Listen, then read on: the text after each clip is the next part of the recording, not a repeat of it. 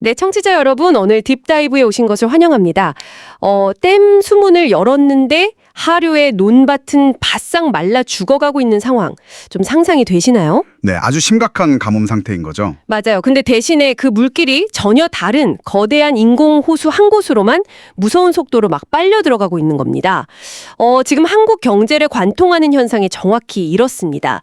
오늘 우리는 만화월드라는 필명으로 발표된 심층 분석 원문을 바탕으로 이 기형적인 경제 구조를 아주 철저하게 해부해 볼 건데요. 네, 본격적으로 들어가기 전에 우리가 이전 분석에서 짚어보았던 코스피가 진정한 경제 정책으로 작동하기 위한 세 가지 전제를 좀 빠르게 회수해 봐야겠죠? 네네, 기억납니다. 첫 번째 전제가 시장 금리 안정이 가능할 것인가 였죠. 맞습니다. 그건 F 판정을 받았었고요. 두 번째 전제인 정부 재정이 민간의 자금을 압박하지 않는가. 이건 역시 F 판정이었습니다. 둘 다 낙제점이었네요. 그럼 세 번째 전제, 시중에 풀린 돈이 실물 경제로 잘 전달되고 있는가? 이건 어땠죠? 그 부분도 사실상 조건부 F에 가깝다는 흐름을 저희가 확인했었잖아요. 그렇죠. 그러니까 이 세 가지 전제가 다 흔들리는 상황이라는 건데, 그렇다면 여러분, 오늘 우리가 던져야 할 가장 핵심적인 질문이 나옵니다.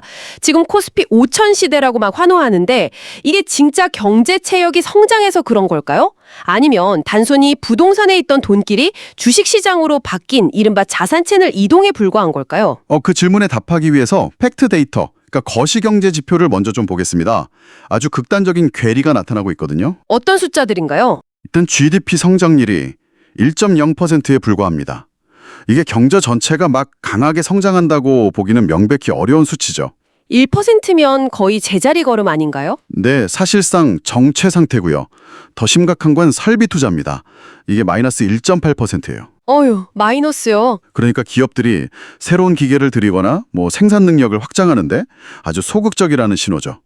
게다가 현장 체력을 직접적으로 보여주는 건설 투자는 무려 마이너스 3.9%입니다. 와, 마이너스 3.9%요? 현장이 완전히 얼어붙었네요. 네네.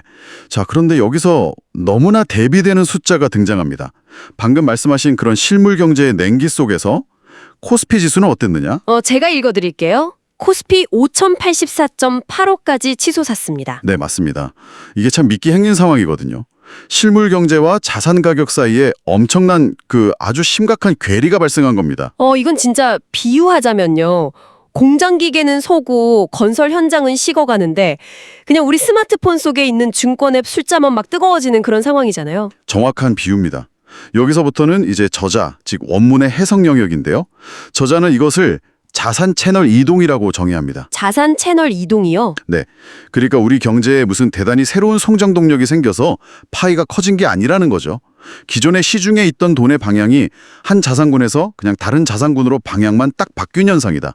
이렇게 보는 겁니다. 돈이 새로 생긴 게 아니라 딴 데서 넘어왔다. 그럼 어디서 넘어왔냐를 봐야겠네요.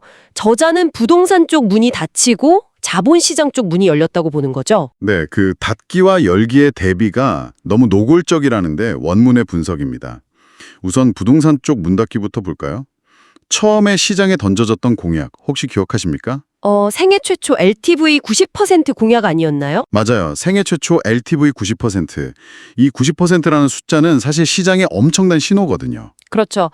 내 돈 10%만 있어도 집을 살 수 있다. 적은 현금으로도 진입해라. 이런 매수 초록불이었잖아요. 네. 그런데 실제 집행된 정책은 어땠습니까? 실제 LTV가 40%로 묶여버렸습니다. 40%요? 이건 정반대 신호네요. 집값의 60%를 현금으로 들고 있어야 한다는 뜻이잖아요. 그렇죠. 훨씬 큰 현금 여력이 필요하다는 뜻으로 확 바뀐 겁니다.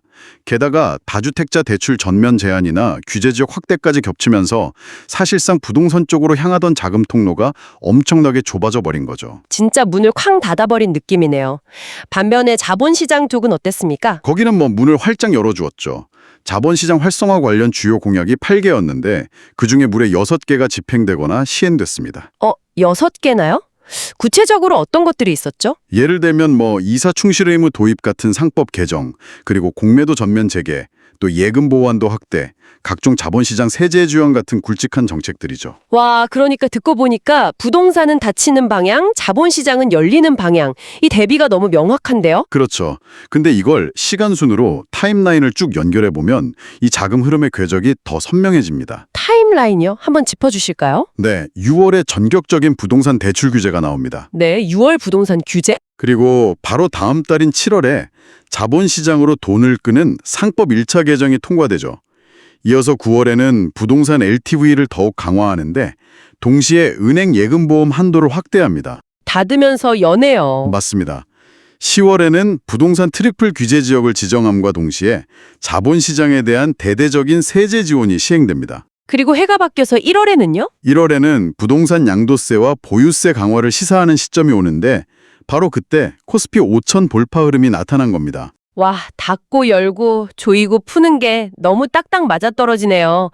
물론 이게 뭐 완벽하게 밀실에서 기획된 확정된 설계라고 단정할 수는 없겠지만요. 네, 단정할 수는 없죠. 그래도 이런 반복된 닫기와 열기가 자산 채널 이동이라는 해석을 진짜 강하게 뒷받침하네요.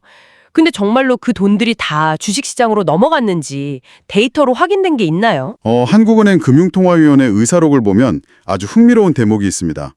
이 중앙은행의 공식 문건은 굉장히 건조하게 쓰이잖아요. 네네, 아주 신중하죠. 근데 이 의사록에서 시중자금이 은행권 예금이나 퇴직연금, 신용대출 등을 거쳐서 증권사 신용융자자금으로 이동한 흐름을 짚어냅니다. 퇴직연금이랑 신용대출까지요? 네, 이게 전 국민의 계좌가 전부 확인됐다 이런 건 아니지만 시중자금의 상당한 이동 가능성을 강력하게 뒷받침하는 자료인 거죠. 신용대출 이야기 나오니까 갑자기 좀 무서워지는데요. 이게 여윳돈이 아니라 빚을 내서 들어갔다는 거잖아요. 바로 그게 핵심입니다. 레버리지 위험이죠. 지금 신용융자 잔고가 어느 정도인지 아십니까? 글쎄요, 엄청날 것 같은데. 자그마치 33조 6천억 원대입니다. 와, 33조 6천억이요? 네, 그리고 주가가 떨어지면 강제로 팔리는 반대매매 대기자금이 2,272억 원을 기록했습니다. 2,272억 원. 그러니까 이 신용융자라는 건 그냥 내 주머니에 있는 돈이 아니라 빚을 동반한 자금이 시장에 막 들어왔다는 뜻이잖아요. 그렇죠. 아까 실물 파이는 1% 성장으로 안 커진다고 했죠. 네네. 파이가 안 커지는데 주식 시장만 커지면 그건 사실상 누군가 잃어야 내가 따린 제로섬에 가깝습니다. 근데 여기에 빚과 이자가 붙어버리면 어떻게 될까요? 하락장이 오면 진짜 무섭겠네요. 투자자 의지랑 상관없이 강제매도 당하잖아요. 맞습니다. 하락장에서 이자 비용까지 짓눌리면서 다 같이 무너지는 네거티브 썸으로 바뀔 수 있다는 거죠. 그래서 원문은 이 상환을 빚을 동반한 상승이라고 매우 건조하지만 묵직하게 경고하고 있습니다. 네, 충분히 이해가 됩니다.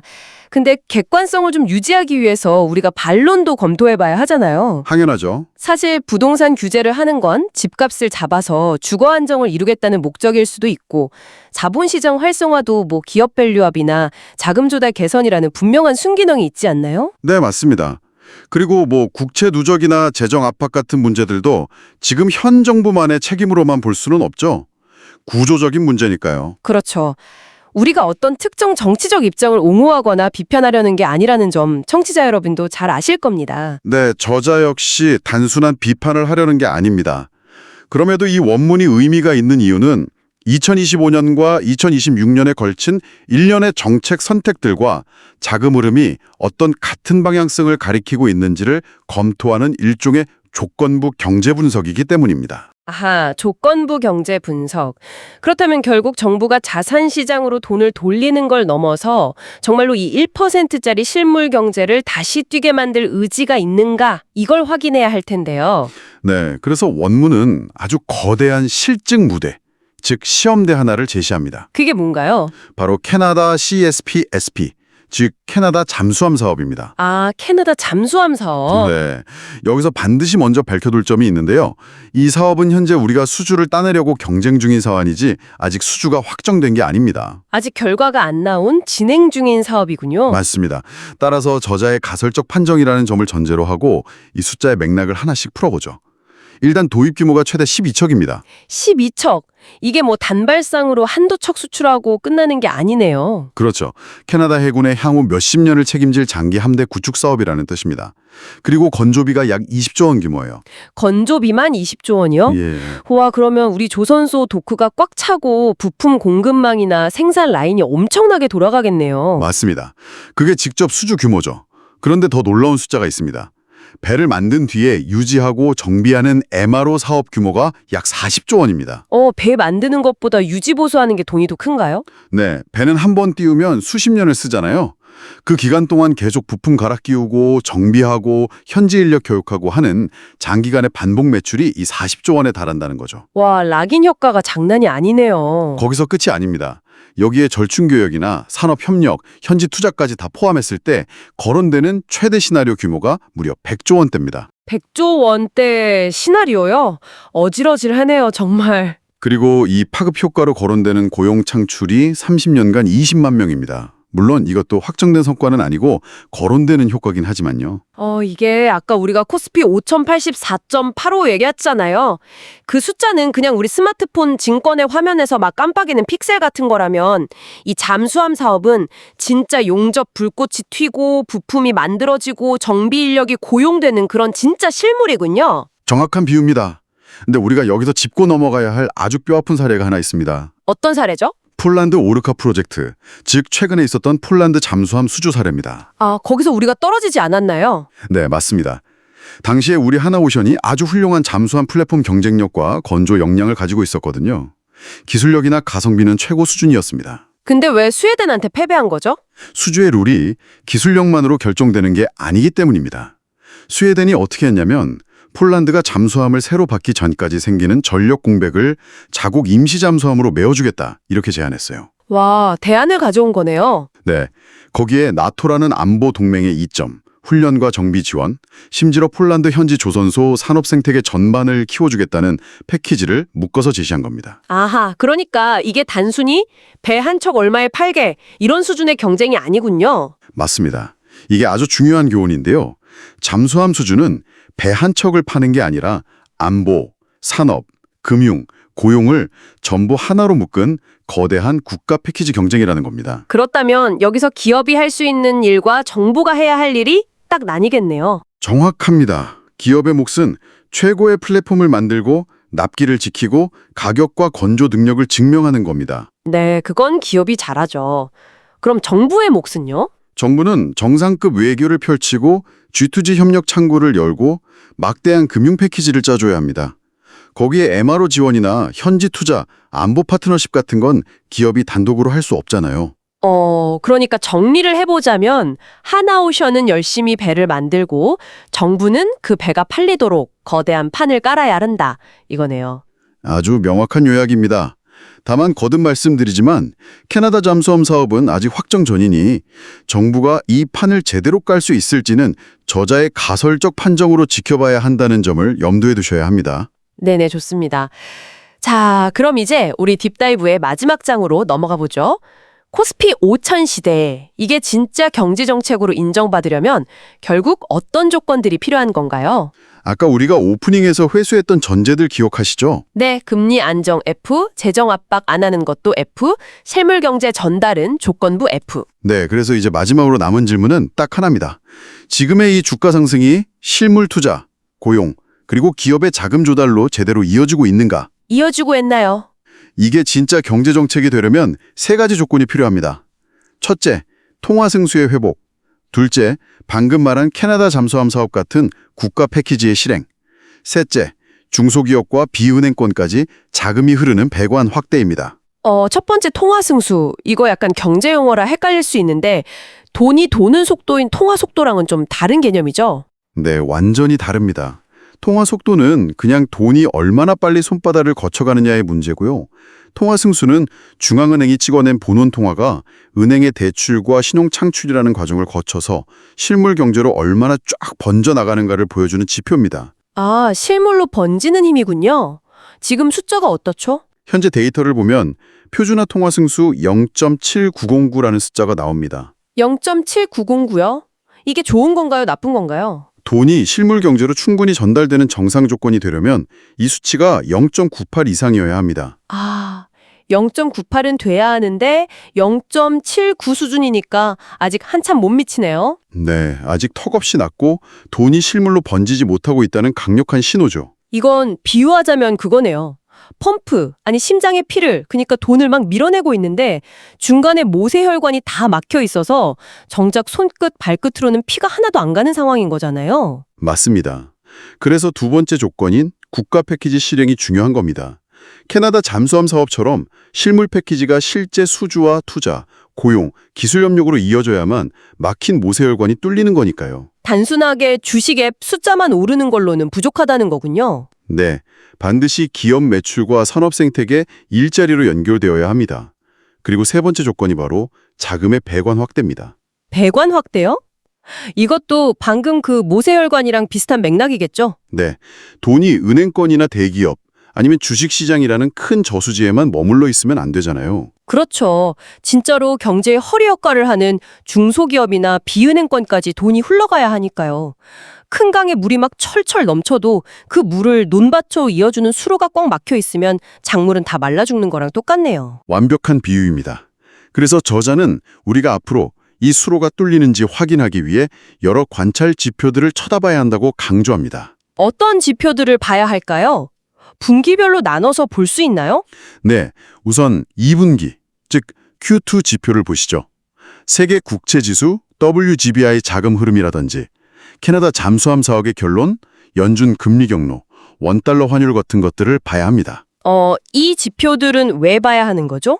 이런 것들은 주로 외부에서 외국인 자금이 들어오는지, 또 우리가 실물 패키지를 따낼 외교적 실력이 있는지를 확인하는 일종의 점검 장치거든요. 아하, 그럼 하단기에는요? 하반기에는 회사채 롤오버 상황, PF 구조 조정, 비은행권 확대 입법, 그리고 아까 말씀드린 통화 승수 데이터를 확인해야 합니다. 이건 진짜 자금 배관이 넓어지고 돈이 밑단까지 흐르는지 확인하는 지표들이군요. 맞습니다. 그리고 우리가 1년 내내 상시로 봐야 하는 지표들도 있습니다. 신용융자 잔고, 반대매매 규모, 회사채 스프레드, 은행 대출 성장률 같은 거죠. 아, 아까 말씀하신 그 빚을 동반한 상승, 자산시장 과열과 실물 전달력 사이의 균형이 깨지지 않는지 보는 경고님 같은 거네요. 네, 정확합니다. 자, 이제 최종 결론을 맺어볼 텐데요. 주가가 상승하는 것 자체는 긍정적인 신호고 좋은 일일 수 있습니다. 그건 인정해야죠. 네, 주가 오르는 걸 나쁘다고 할 사람은 없죠. 하지만 진짜 문제는 그 주가 상승이 실물 투자, 고용, 기업의 자금 조달이라는 실물 경제의 배관으로 이어지느냐는 겁니다.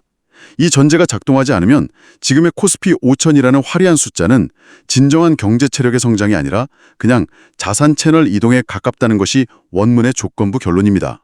코스피 5000이 작동하는 경제를 만들 것인가? 오늘 분석을 쭉 듣고 나니까 아마 여러분도 뉴스에 나오는 경제 지표, 그 이면에 꽉 막힌 배관을 보는 눈이 완전히 달라지셨을 겁니다. 네, 숫자에 가려진 진짜 돈의 흐름을 보게 되셨을 겁니다. 만약에 끝내 이 막힌 배관이 뚫리지 않고 지금의 이 빚을 동반한 자산 채널 이동이 우리 경제의 새로운 표준, 즉 뉴노멀로 딱 굳어져 버린다면 어떻게 될까요? 여러분의 자산 포트폴리오 그리고 커리어 전략은 이 모세혈관이 막힌 기형적인 경제 구조 속에서 과연 어떤 변화를 맞이해야 할까요? 오늘 이 도발적인 질문을 여운으로 남겨드리면서 오늘의 딥다이브는 여기서 모두 마치겠습니다. 끝까지 함께해 주셔서 감사합니다.